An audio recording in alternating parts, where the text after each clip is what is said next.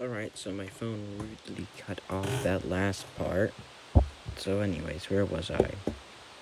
I get this from the near infinite ways atoms, electrons, neutrons, protons, quarks, and the matter and antimatter spontaneously manifesting and annihilating each other.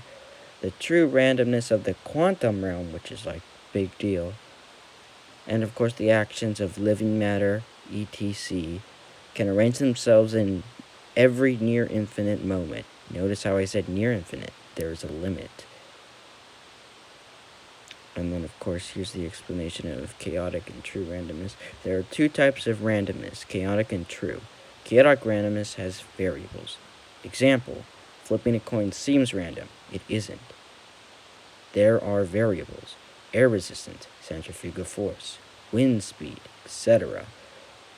There is actually a robot made to flip coins and always have it land on the right side.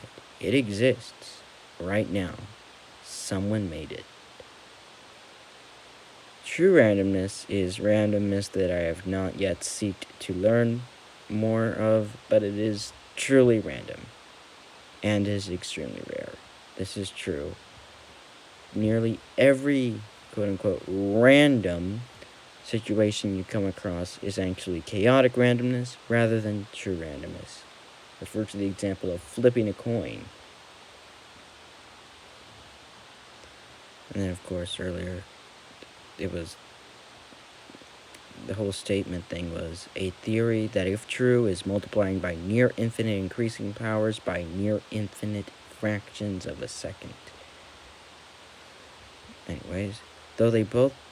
Okay, I need to come up here so you can... Oh wait, there are two versions of this theory. Infinite universe and looping via the fourth dimension. They'll both boil down to there is so many options and versions of you already that you have had your path planned. That is a scientific explanation of a religious topic that had the same... A scientific explanation of a religious topic that had the same fate. Get it? Final outcome? Yeah, I put that in there. Alright, so now explanations. Infinite universe is based upon the fact that there is a finite, limited way matter can arrange itself. So it stands to reason that there is another version of you. Looping universe, well, infinite, there is... This version of the parallel universe goes off infinite universe, which is that. And then this version that I'm about to talk about is still same parallel universe theory, but based off the looping universe theory. Looping universe is the version that our 3D world spheres around the fourth dimension. In other words, like how you can put a line in a circle in the first dimension and put a circle on a sphere in the second dimension. You can put a sphere on a hypersphere. And I'm not sure if it's technically considered flat on the hypersphere. I did add a bunch of resources at the bottom. Maybe if I don't feel super lazy, I'll go link them. I'm way too lazy to link them. I'm not too lazy to do this because I'm passionate about science. But typing down the link's a little too much. In short, if you can control your fate, yes. Yes, you can control your fate. There is only one of you wandering through the infinite possibilities. You might not be able to control the other yous, but you are you.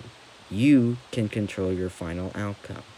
You can do this because you are you. Note, this is technically a rough draft. A very well thought out rough draft, I feel. I'm starting to think a little less after a few. I could have worded some of those sentences better, but who cares? That's what a rough draft is. You could have. We got links.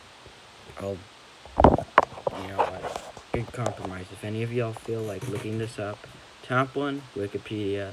Second one, Wikipedia. Third one, excellent listen, npr.org, Brain Green. If you want to learn a little bit more on what parallel universe is, go there. Shoot, you can't exactly see the link. Alright, there's a link to Ben Green. Pause the video, check it out. SymmetryMagazine.org.